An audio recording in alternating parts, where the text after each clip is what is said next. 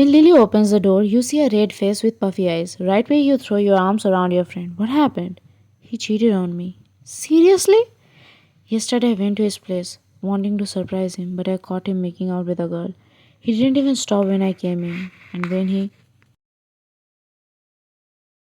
finally noticed me, he said it was his sister. Do you always put your tongue in your sister's mouth?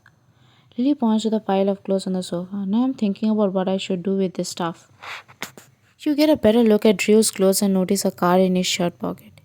Is that a credit card? Where? Lily glances from behind your shoulder and her eyes bright up. She looks back at you with a mischievous smile. You know that smile. With that single smile, you understand what's going on in her mind. You smirked back at her. Are you thinking what I am thinking? You asked for reassurance. Yes, baby. Her smirk becoming wide. Let's go. We'll get revenge on Drew and have some fun of our own. How about we go to some shopping or we can go to the most expensive restaurant? Lily suggested. How about both? You add fuel to her desires. You are evil, she gave a devilish smile. How you understood her. Though she wanted to do both, she suggested you to choose one half heartedly.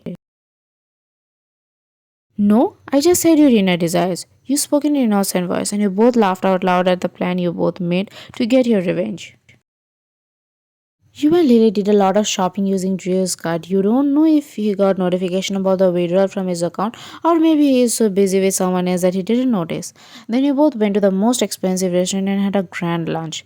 You both enjoyed your day. You were relieved that Lily was smiling and her breakup didn't affect her much. After a long day, you both went back to Lily's apartment. As you both entered, you saw Drew sitting on the couch with his red face, fuming in anger. As soon as he saw both of you coming, he stood up. You both weren't surprised by his presence. Before he could say anything, Lily spoke. I forgot to change the password of my house. I should change it to prevent some. She took slow steps towards Drew. Why do you use my card? Finally, Drew spoke. I just took away the money I wasted on you, the time I spent on you. Remember, every time we went on a date, it was me who used to spend the money. Every time you would say that you have forgot your wallet. I was so blinded in love that I believed your obvious lies. She took out the card and slammed it in his hand. Now get lost. Drew was too surprised to speak. He couldn't believe his own eyes that gentle, soft natured Lily suddenly turned out like this. If a person can love you unconditionally, then that person can also hate you unbelievably. Because a beautiful mirror can turn into a dangerous weapon when broken. What are you waiting for? Just get out, Lily roared. Drew slowly went out of the house. Maybe he felt a little guilty for his actions, and that's why he didn't argue back. After Drew left, you both settled on the couch. She turns the TV to a random channel, but you don't pay attention to it. Why are all the boys like that? I wish I knew, you replied to Lily half heartedly. Let's make a deal. No more boyfriends. I haven't had one in a while.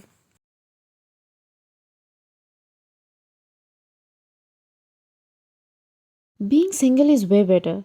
Talking about boyfriend makes you think about Jimin. Where is our relationship going? You imagine how it will feel when you and Jimin make your relationship official. The news start playing on the TV and you notice Jimin's face.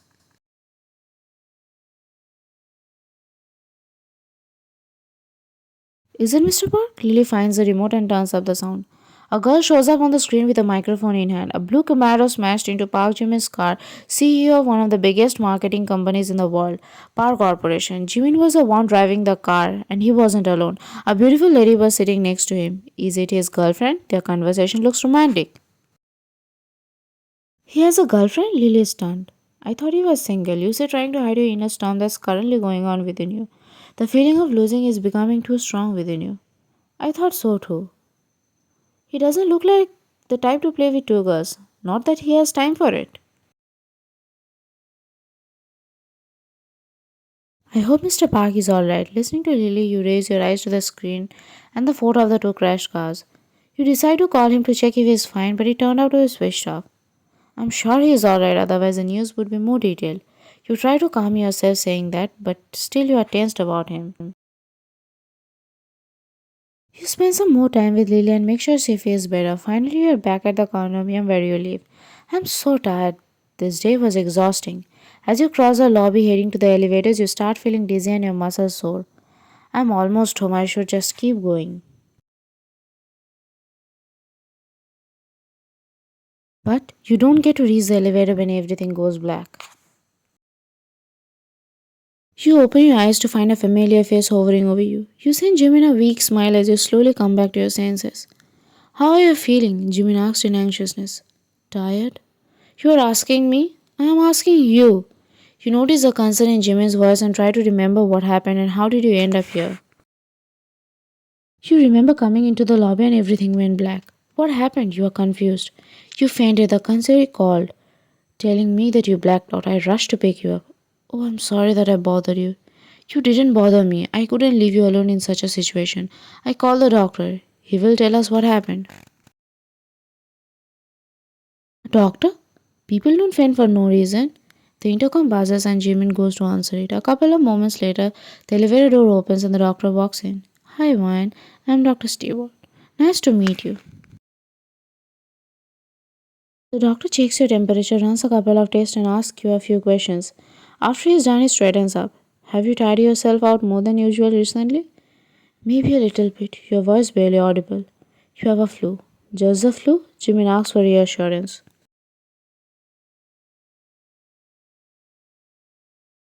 Her body is tired, that's why she fainted. But apart from that, it's nothing serious. You just need to rest for a few days. Thank you. Jimin shows the doctor the way out before coming back to you. So, what are we going to do with you? Well, what do you want to do with me? Jimin chuckles, but a moment later his eyes become serious.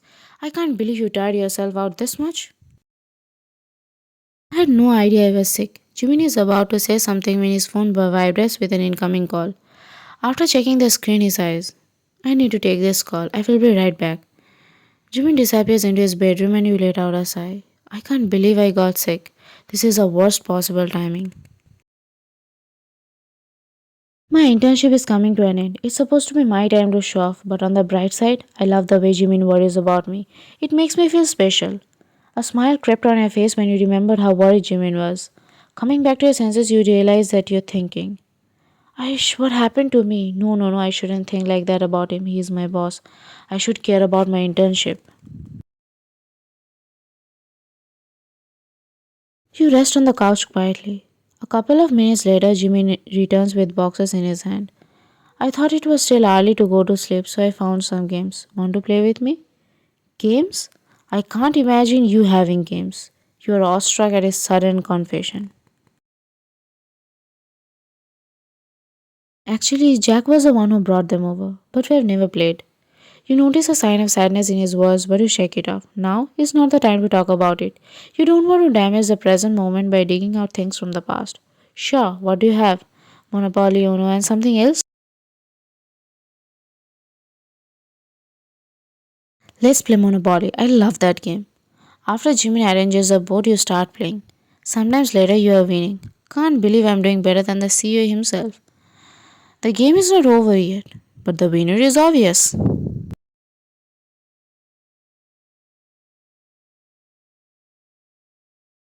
Okay, let's mix things up. Jimin picks up some cards from your stash and mixes them with his. What are you doing?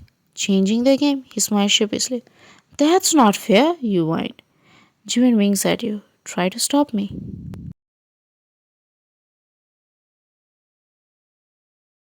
You reach for the card in Jimin's hand, trying to get them back, but Jimin is way too far away, so you ended up falling over the board.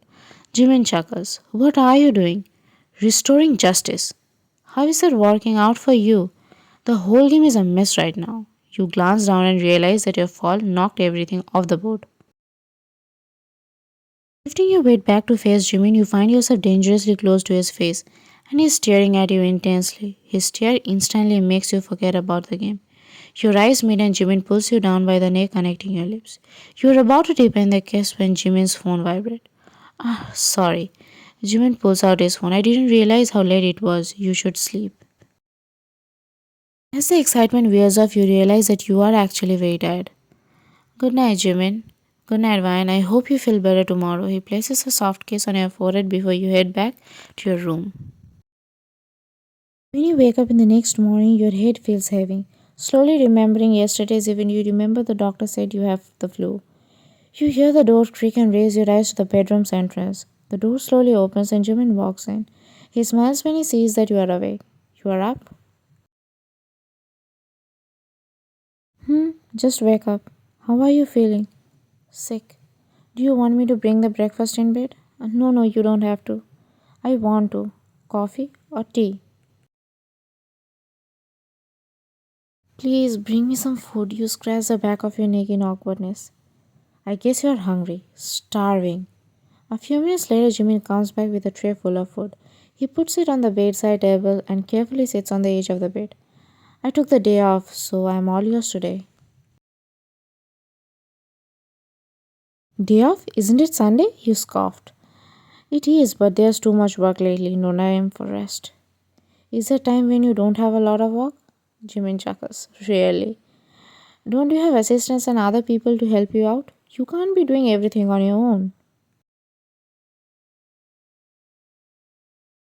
I do, but there are some things only I can do. Sounds awful. Don't you have time to live for yourself? You are only 27. I read that you got this position at 21. You read about me? He smirked. Before I met you. You make an excuse to prevent yourself from being caught red handed. And I thought you knew nothing about me. I read about the CEO Park Corporation, but those articles told me nothing about Jimin, the man behind it all. Okay, today you can get to know me better. What do you want to know? Why did you become a CEO at 21? My dad's health wasn't so great. This job was stressing him out, making it worse. So as soon as I turned 21, I took the reins on Park Corporation. That's so sweet. I guess I was always kind of obsessed with the CEO position running the company my own way, so in a way it was probably a selfish decision. If you could go back, would you change it? Knowing that you know now? Probably not. Jimin drags out the words thoughtfully. You fall into a comfortable silence as you get lost in your own thoughts. Reaching out for a breakfast, you catch Jimin catching you. You can't stop looking at me? You are so beautiful, I can't tear my eyes off you. You feel your cheeks blush and you smile shyly at Jimin. How do you feel? Jimin places his hand on your forehead as if to check your temperature. Do you have a fever? No, don't worry about me. You playfully push his hand away, but he catches your hand and holds it. Can't help it. He looks at you with concern in his eyes, but also warmth, comfort, hope. I'm feeling okay. I just need to take a shower. Jimmy lets out a sigh and sends you a devilish smile. A bath will make you feel even better. A perfectly warm bath with a view of the city. Pleasant bubbles that covers your body and me of course who will massage your body giving you bliss. You can feel your heart thumping loudly, your cheeks turning hot. But I need to go. You dash towards the bathroom not wanting to show him your red face. You sure you don't need my help? He shouted back at you disappearing in a figure teasing you. He lets out a chuckle as he hears the bathroom door close with a loud thud. You spend the day watching TV and playing games. It feels cozy and comfortable. Even though you're sick, you find yourself enjoying the day, especially with Jimin by your side. When was the last time you spent a day like this? You asked him. Doing nothing. Uh huh.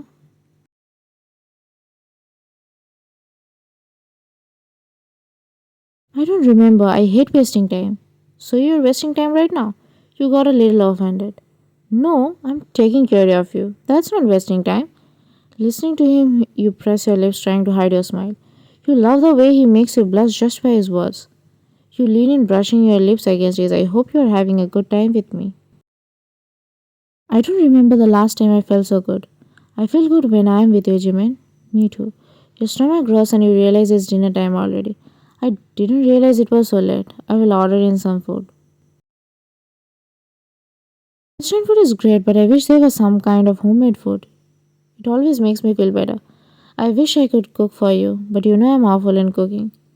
I don't mind. I did love anything cooked by you. Tilt your head and put on a pleading face with a sweet smile. Okay, I yelled. I will do whatever you say. Great, I will send you a recipe. That's your help? Seriously? You said it yourself. I should rest. Jimin chuckles. Today I realized actually how mischievous you are. He pinched your nose before leaving to the kitchen. You follow him.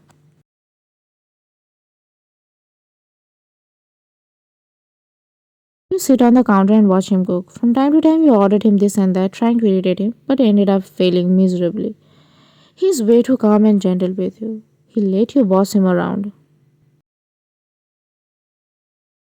After dinner, you lie on the sofa watching another movie. When the credits start to roll, Jimin turns off the TV and turns to you. Let's tuck you in bed. But it's still early. I'm not even sleepy. It's getting late. You should sleep. But we can watch another movie.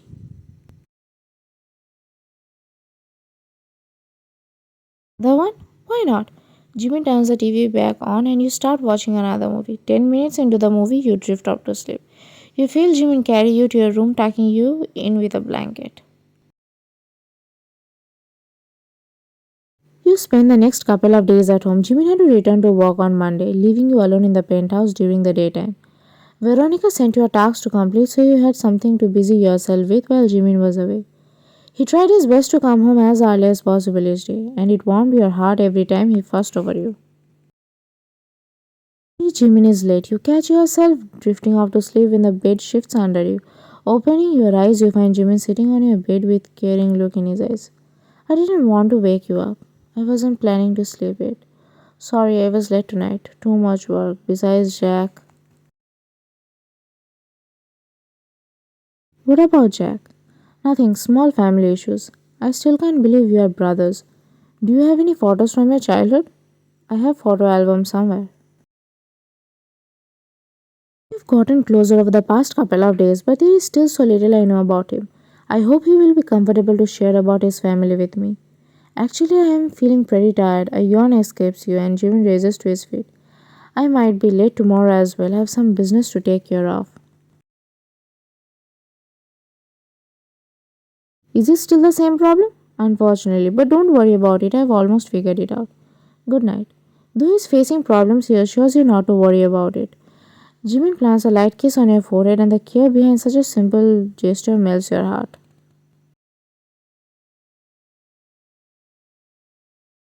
Stay, you're finally feeling better. Jimin has done so much for me over the past couple of days. Let's do something for him in return. I can bake him a cake. I know he loves pastries. You check the kitchen for ingredients and realize that you are missing flour. I feel good enough to go to the grocery store. I will be quick. Jimin won't even know that I left the penthouse. Making a list of everything you need to buy, you head out to the store.